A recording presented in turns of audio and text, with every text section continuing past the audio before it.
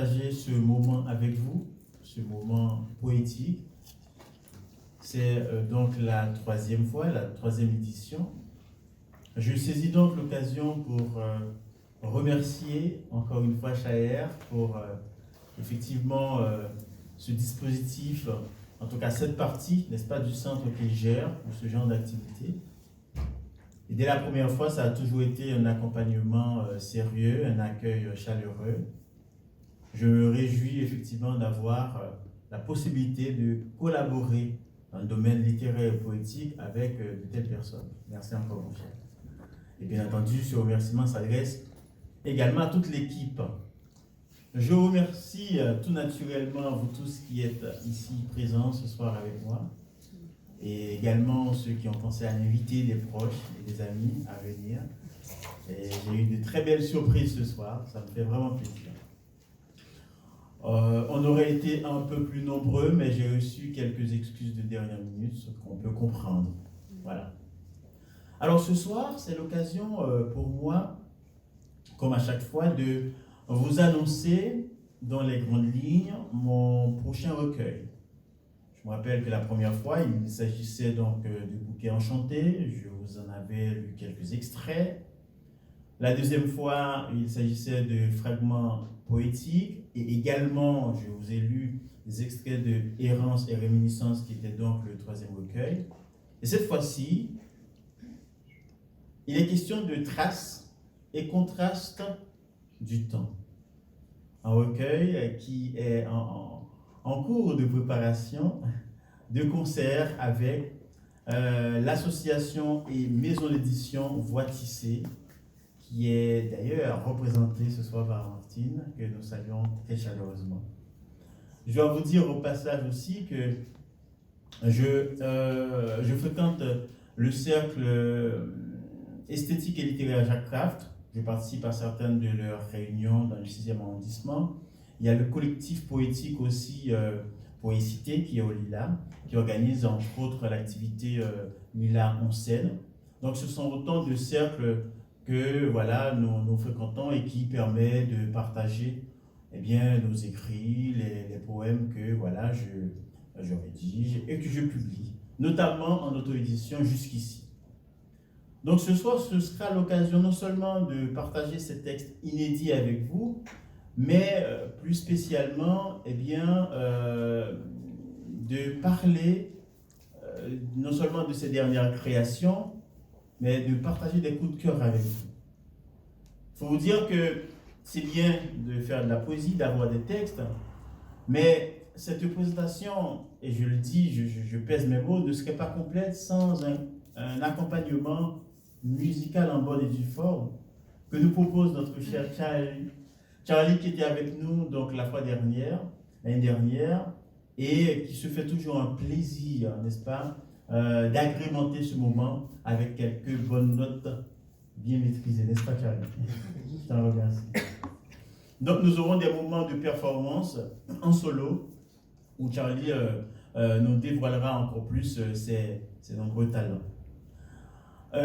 Entre autres publications, en plus des publications personnelles, j'ai donc eu la chance de publier avec le magazine littéraire Portulan Bleu, aussi coordonné et orchestré par Martine et Voix Tissée, ainsi que Création et Poésie qui est à Grenoble. J'ai été récemment aussi contacté par ce magazine littéraire en ligne, Méditerranée Plurielle, où un article concernant ce que j'écris a été publié. Et pour finir, mes 3 premiers recueils ont eu, j'ai envie de dire, un article consacré dans Le Nouvelliste, qui est le plus ancien quotidien, n'est-ce pas, en Haïti. Donc, ce sont des articles qui sont en ligne. Je prendrai aussi au passage le temps de vous faire partager certaines choses que j'ai vécues l'année dernière, qui étaient particulièrement, comment est-ce que je pourrais dire ça, pimenté, pas forcément dans le sens festif du terme. Voilà. Avant de commencer, j'ai envie de partager avec vous quelques pensées d'auteurs qui se sont fait un nom qui ont eu un parcours, qui ont eu effectivement une expérience enrichie. Je pense notamment à Marguerite Duras qui nous disait que écrire, c'est hurler sans bruit. C'est en effet quelque chose que l'on fait et cet acte n'est pas toujours conscient. Mais une fois que l'on a franchi le cap, on se rend compte qu'effectivement c'est ce qu'on faisait. Il n'y avait pas de bruit, mais on hurlait, ça partait de loin, ça sortait du tréfonds du cœur et ça fait du bien. D'autant plus que, étonnamment, parfois ça fait écho chez des personnes qui se découvrent, qui retrouvent un miroir dans ce qu'on a écrit. C'est une phrase d'ailleurs qui me fait penser à cette chanson de Cœur de pirate intitulée Crier tout bas. Je ne vous apprends rien si je vous parle des vertus thérapeutiques de la poésie. D'ailleurs, Kafka nous laisse cette phrase encore très étonnante et très profonde. Il nous dit que la littérature est un coup de hache dans la mer gelée qui est en nous.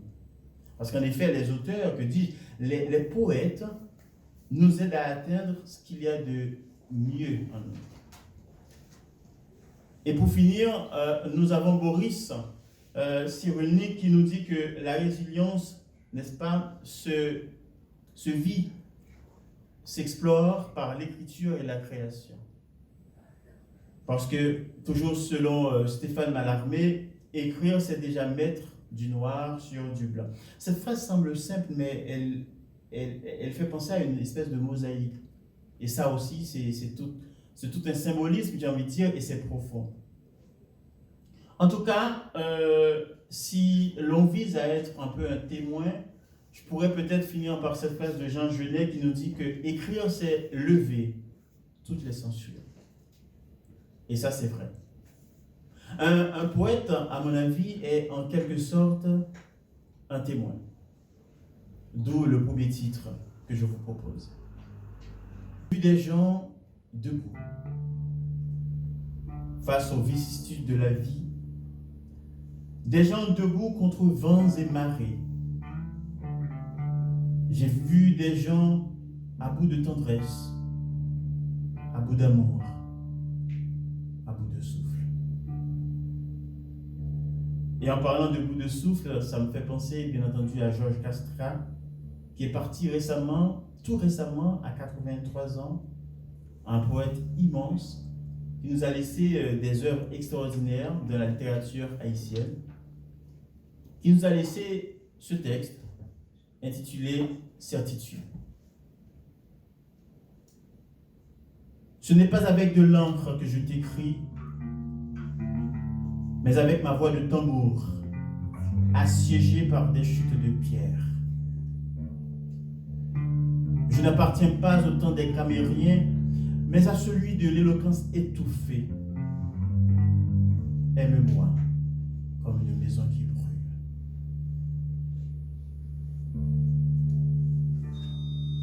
Il faut dire aussi que parfois on peut être amené, surtout quand on écrit, à se prêter à l'exercice de comprendre, de cerner ce que c'est qu'un poète. Voici donc ma version, mon humble version que je vous livre ce soir. Un poète est comme un chauffeur de taxi.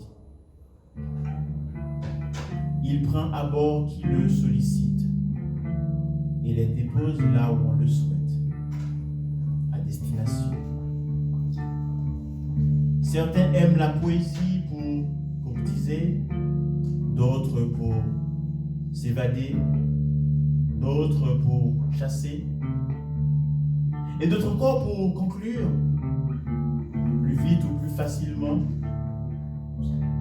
La plupart cherchent dans la poésie une vague à l'âme, une larme de fond, du fond du cœur, un cri désespéré.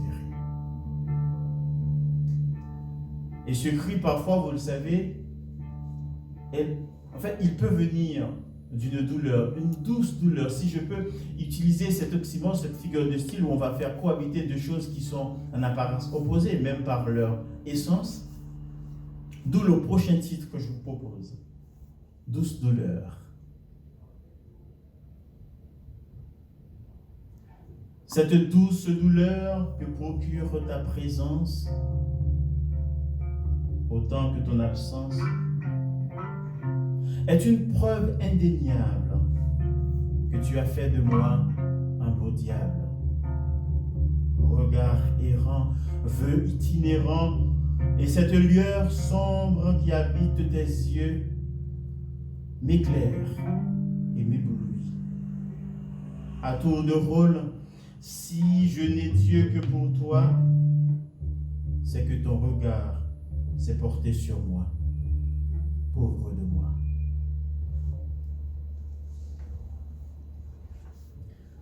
Je vous ai parlé de coup de cœur que je voudrais partager avec vous. Je vais vous faire un petit voyage dans le temps, chers amis. Je vous prends avec moi pour aller au XVIIe siècle. On sera entre le XVIIe et le XVIIIe siècle, parce que le texte suivant que un collègue m'a fait partager et que j'ai aimé, il n'est pas là ce soir, il n'a pas pu être là malheureusement, d'habitude il est là, je parle de Guillaume. Un texte proposé par un certain abbé de l'Athénion. Un très beau texte, où il jongle avec deux mots principalement, et à travers ce jonglage, il dit tellement de choses, mais c'est en toute simplicité. Le mot et la chose.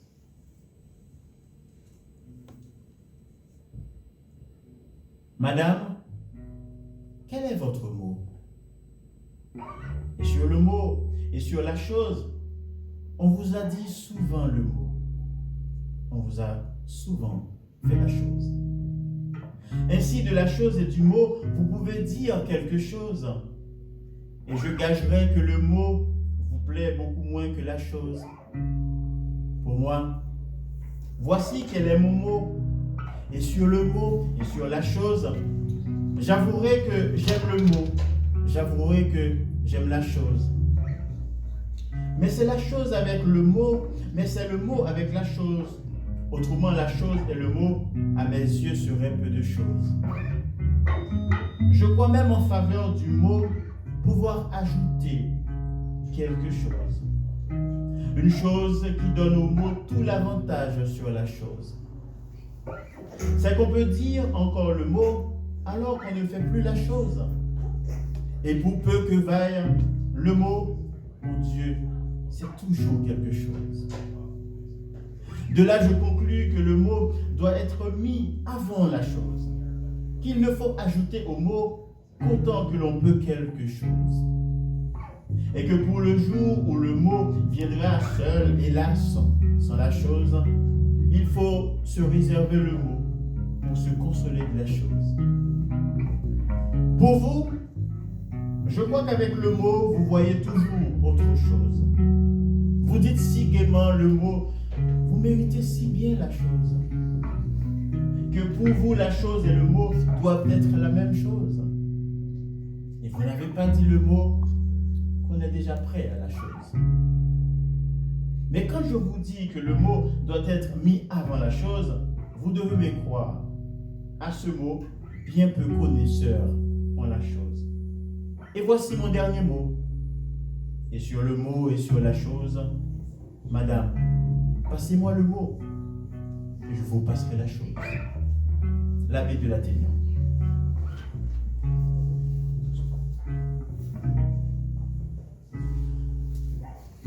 En parlant des coups de cœur, chers amis, il y a donc cet auteur qui est immense par ses réalisations, immense, n'est-ce pas, par les traces qu'il a laissées dans la littérature mondiale, d'ailleurs, on peut dire. Il s'agit de Pablo Neruda. La dernière fois, j'avais lu un de ses textes, et cette fois-ci, eh bien, je vous propose une version de lui, ayant pour titre « Le poète ». Un texte tiré du recueil Chant général. Avant, je circulais dans la vie, un amour douloureux m'entourait. Avant, je retenais une petite page de quartz en clouant les yeux sur la vie. J'achetais un peu de bonté, je fréquentais le marché et la jalousie je respirais les eaux profondes, les plus sourdes de l'envie, l'inhumaine hostilité des masques et des êtres. Le monde où je vivais était marécage humain. La fleur brusquement, le lit tout à coup me dévorait dans son frisson d'écume. Et là, où je posais ma poésie, le pied, mon cœur glissait vers les dents de l'abîme. Ainsi naquit ma poésie, à peine arrachée aux orties, empoignée sur la solitude comme un châtiment. Ou qui, dans le jardin de l'impudeur, en éloignait sa fleur la plus secrète, au point de l'enterrer. Isolé donc comme l'eau noire qui vit dans ses couloirs profonds, de main en main, je coulais vers l'enselement de chacun, vers la haine quotidienne. Je sus qu'il vivait ainsi, en cachant la moitié des êtres, comme des poissons de l'océan le plus étrange. Et j'aperçus la mort dans les boueuses immensités, la mort qui ouvrait portes et chemins, la mort qui se faufilait dans les murs. Pablo Neruda, chers amis. Porter des bois, le chant dans sa brisure. La lune, tel un nombril, sortait de ma boutonnière d'enfant. Dans cet hommage que je souhaite rendre effectivement à Castra, je vous propose aussi Pollen, comme annoncé, qui a aussi un texte qu'il nous a laissé et qui, comme le dira le texte suivant, est d'une allure désarmante. Tout devient inusable, le temps, ce que j'appelais déjà notre amour et qui n'a pas de nom. Ah! Je dis que l'herbe est haute en nous, avec sa fanfare et son espace. Les fourmis ne mangent plus à table, ne crayonnent plus leur désolation. Nous sommes là, ici et partout. Tu vas sous la pluie, sous les phrases, dans tes vêtements brûlants, te débobinant en jeu d'abeilles et de camphre. Le printemps s'est jeté dans mes mains nues comme une table tournante. Légère, ta robe de maçonnerie, de temps chiffré, monte par les chemins les plus divers et ton visage devient aussi vrai qu'un ultimatum. Effectivement, cet ultimatum, chers amis, peut avoir une allure tout à fait désarmante. Et c'est le titre de mon prochain texte. Salut, ça y est. Allure désarmante. Pauvre de moi. Elle est charmante avec son air boudeur, cette allure désarmante. Et quel style baroudeur! Te suivre n'est difficile que si j'ouvre les yeux. Tu ne me dis rien, mais je sais que je dois fermer les yeux, ouvrir mon cœur, étendre mon âme et élever mon esprit. Alors, tu es là et tu m'emplis. Je dis, alors tu es là et tu m'emplis, mais on a l'impression que quand ça arrive, ça ne laisse pas du tout de place vacante. D'où le titre suivant, Vacancière. Tu es arrivé comme une vacancière et tu n'as plus laissé de place vacante. Malgré ton apparence glaciaire, t'habite une âme princière.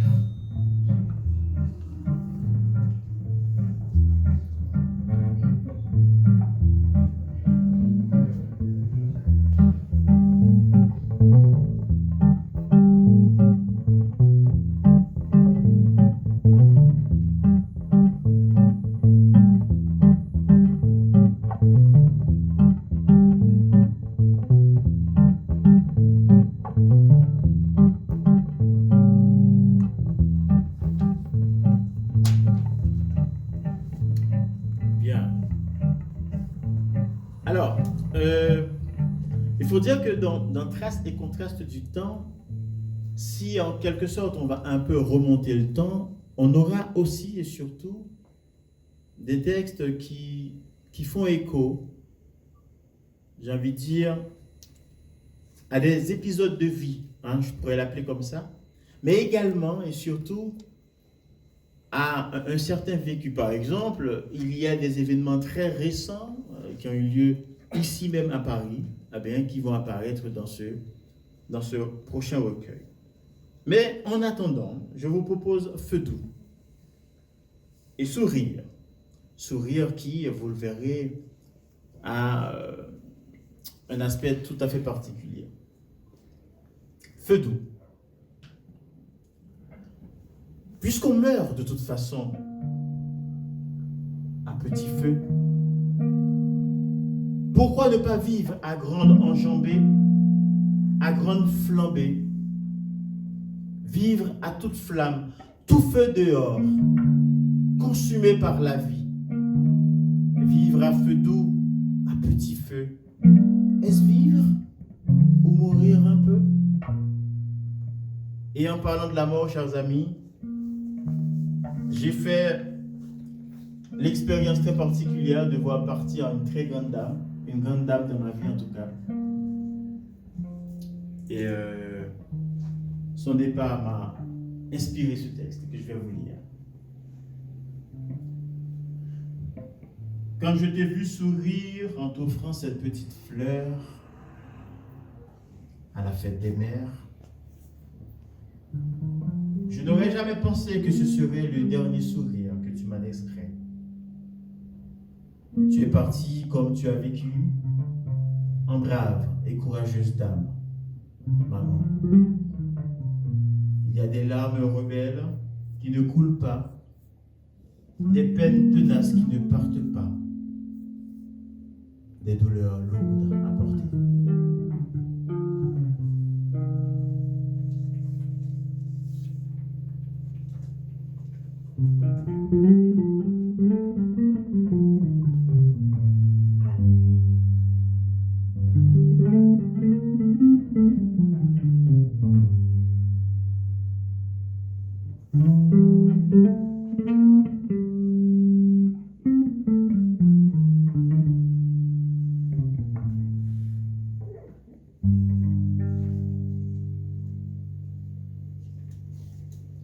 Bien.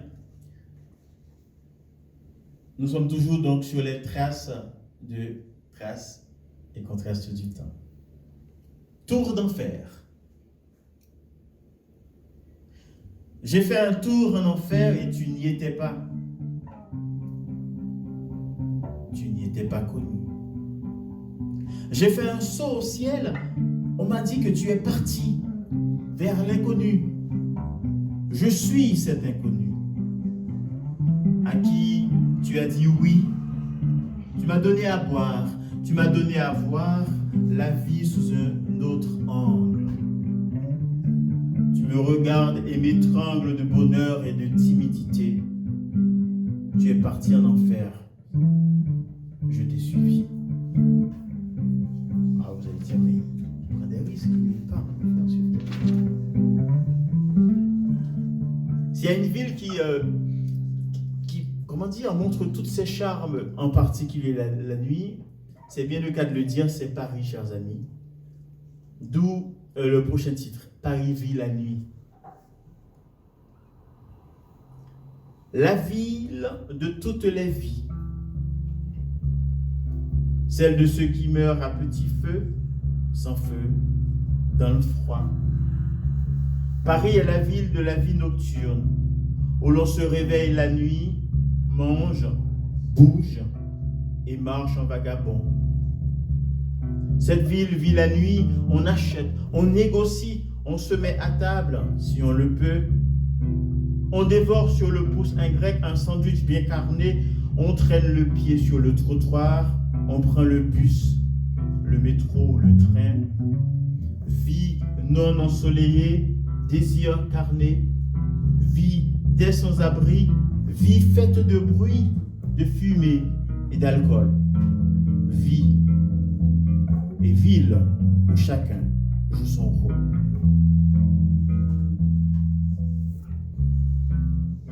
Et c'est vrai que en termes de vie nocturne, ça nous fait penser à ce qu'on pourrait appeler le rythme même, j'ai envie de dire, de toute vie urbaine.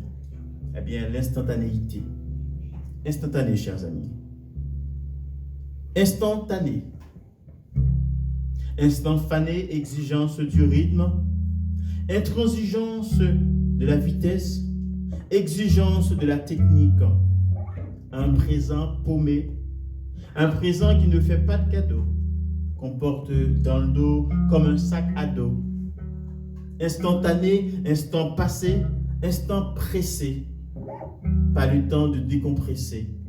Dictature de l'instantané.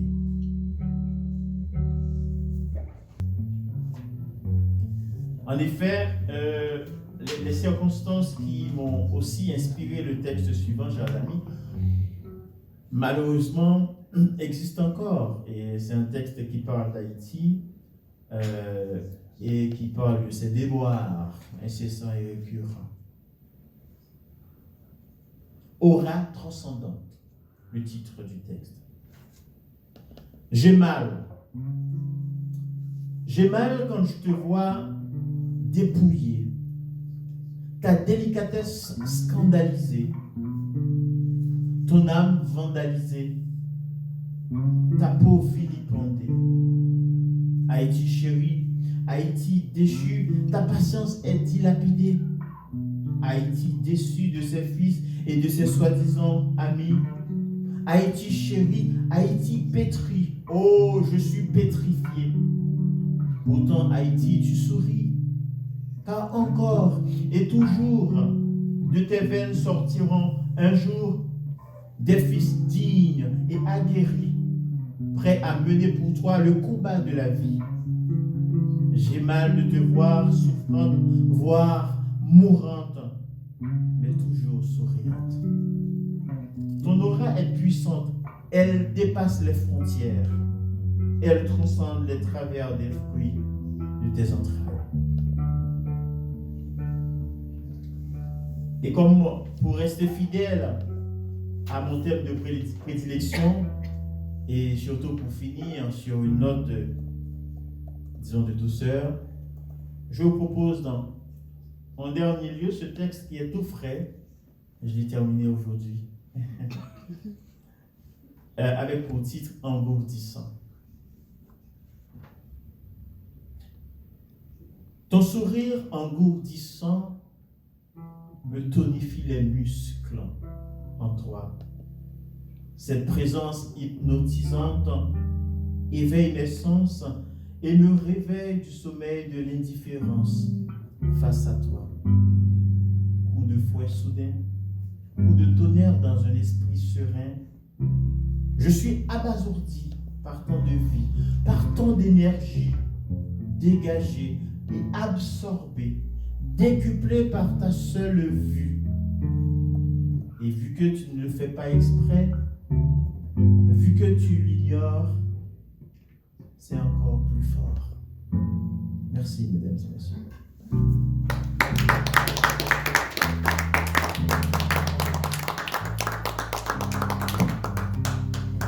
Je remercie encore une fois Charlie. Il nous a fait une belle performance. J'aurais bien aimé l'écouter encore quelques secondes.